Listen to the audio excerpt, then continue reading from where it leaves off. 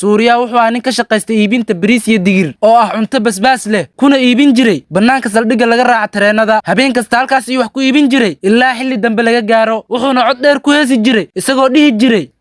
kaalaya bariis digir la gata oo basbaas kulul leh wuxuuna dhihi jiray qof kastoo safar galaya ha qaato cuntada macaanka badan oo hurdada ka ilaalinaysa dadka marka qaar way istaagi jireen codkiisana waa ay la dhici jireen laakiin markii ay qoraxdu dhacdo saldhiggu wuxuu isku bedeli jiray meel aamusan oo cabsi ah dadkuna waa ay yaraan jireen meeshana waxay noqon jirtay meel cidlo ah dabayl qabow ayaana soo dhici jirtay maalin fiid ah isagoo weli iibinaya bariis iyo digirtiisa ayaa xaaskiisa meena u timid waxay dhahday war maxaad heesta u joojisay haddii aadan qaylinin yaa naga iibsanaya ma og tahay sida aan ugu daallay diyaarinteeda suuriya isagoo daalan ayuu yidhi xaaskaygaay xataa haddii aan qayliyo cid ii imaanaysa ma jirto habeenkii saldhiggan qofna ma yimaado aan guriga aadno laakiin meena waa ay xanaaqday waxay tidhi maya guriga uma soconaysid si aad u seexato maanta wixii ka dambeeya maalinkii halkan wax ku iibso habeenkiina tareenada dhexdiisa marmar halkaas ayaa lacag laga helaayay ku dhahday suuriya waa uu ka cagajiiday wuxuu dhahay laakiin tareenka gudihiisa waa uu dhib badan yahay waa inaan boorto soo gataa oo aan dadka dhex maraa meena ayaa si degdeg ugu jawaabtay qoyskaaga dartiis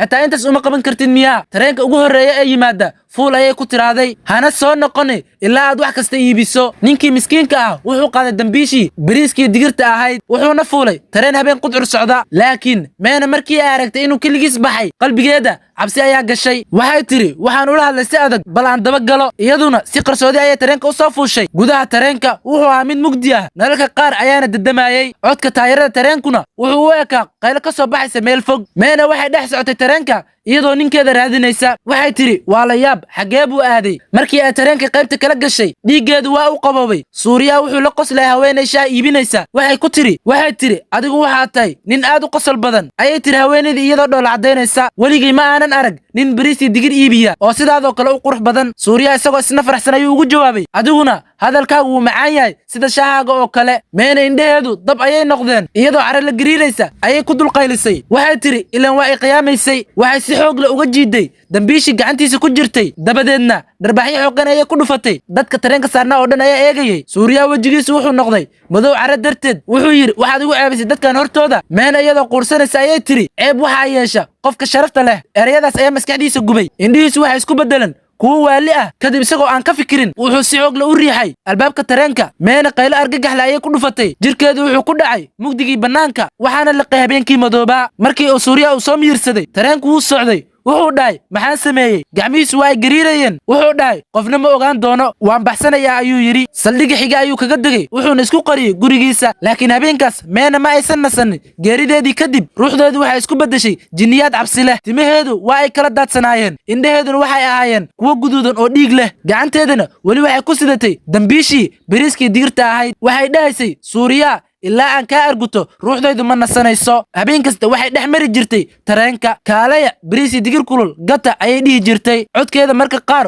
wuxuu u ekaan jiray qaylo qof mid ka soo baxaya dadka tareenka saaran hurda ayay ka soo toosi jireen codkeeda cabsida leh awgeed nin safar ah ayaa indhaha kala qaaday isagoo daalan wuxuu dhahay maxaa dhacay markii uu wejigeeda si fiican u arkay wadnihiisu wuu istaagay indhaheeda madow wejigeeda dhiigga leh iyo afkeeda oo si caadi aan ahayn u kala furmaayey ninkii wuxuu bilaabay inuu qayliyo iyadoo si qabow ayay u tiri haddii aadan rabin bariis iyo digir si fiican u sheeg maalmo badan kadib dadkii waxay bilaabeen inay ka baqaan tareenkaas habeenkii qofna ma raaci jirin laakiin hal habeen cod kale ayaa soo yeeray waxaa la maqlayay shaah kulayl ah oo caano leh waxay ahayd isla haweeneedii shaaha iibin jirtay jinniyadii meena ayaa si tartiiba ugu soo socday mugdiga dhexdiisa dambiisheeda ayay si tartiiba u ruuxaysay tareenkuna wuxuu galay tuneel madow oo aan dhammaad lahayn haddana tuulo kaloo la oran jiray dali ayaa jirtay marka hore wax walba si caadi ayay u kala socdeen dadkuna nolol degan ayay ku noolaayeen laakiin nabaddaas ma sii jiri doonin muddo dheer tuuladaas waxaa ku noolaa nin la oran jiray babluu oo lahaa dukaan yar oo macmacaanka lagu iibiyo kaale walaal baabuu ayuu mar walba oran jiray isagoo qoslaya maxaad maanta rabtaa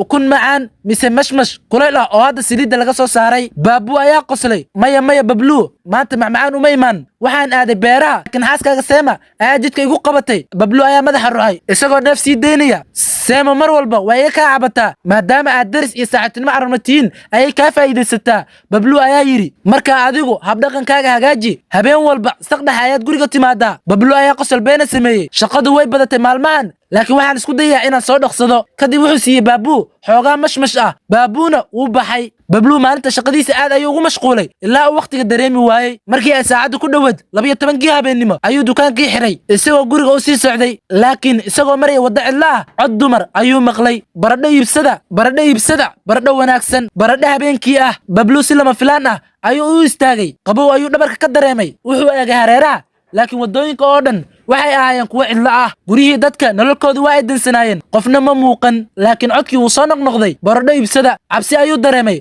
haddana wuxuu go'aansaday inuu sii socdo markii uu wax yar hore u socday wuxuu gaaray geed weyn oo tuulada caan ka ahaa geedka hortiisa waxaa taagneyd haweeney xiran saari caddaan ah gacanteedana waxaa ku jirtay dambiil weyn waxay si cod dheer ugu qaylinaysay baradho iibsada bablu ayaa u dhawaaday wuxuuna eegay gudaha dambiisha laakiin gudaha waxba kuma jirin dambiishu gebi ahaanba waa ay madhnayd bablu qosol ayuu la dhacay wuxuuna dhahay naaya naag waalan dambiisha waxba kuma jiraan maxaad iibinaysaa haweeneydii si tartiib ayay madaxa u soo jeedisay indhaheedu waxay ahaayeen kuwa cad oo aan madow lahayn kadib waxay bilowday inay u qosashay si argagax badan qosolkeedu wuxuu u ekaa qaylada qof meyd ka soo baxaysa bablu wejigiisu wuu isbedelay war ma waalan tahay maxaad sidaan ugu qoslaysaa ayuu yidhi haweeneydii si qabow ayay u tiri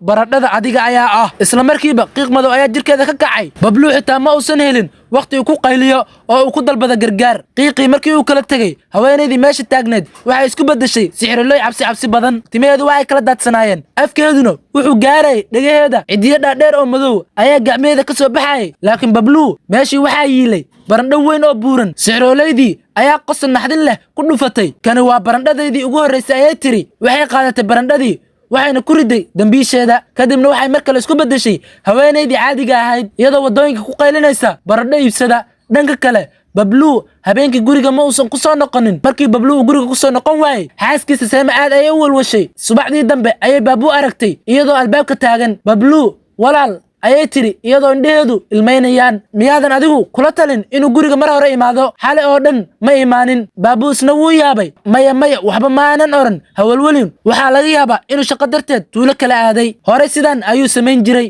seema si dhib leh ayay ku aamintay hadalkaas laakiin baabu qalbigiisa cabsi ayaa ku jirtay maalmo ayaa dhaafay bablu raadkiisii lama helin habeen walba qof ka mid ah ragga tuulada ayaa bilaabayay inuu si qarsoodi ah loo waayo dadkii tuulada waxay bilaabeen inay habeenkii ka baqaan inay soo baxaan maalin habeen dambe ah shiibuu oo ahaa nin caano iibinaya isla waddadii cidlada ahayd si kadis ah haweeneydii dambiisha sidatay ayaa ka soo horbaxday baradho iibsada ayaa ku tiri laakiin sheekada qiso kale ayaa isku beddeshay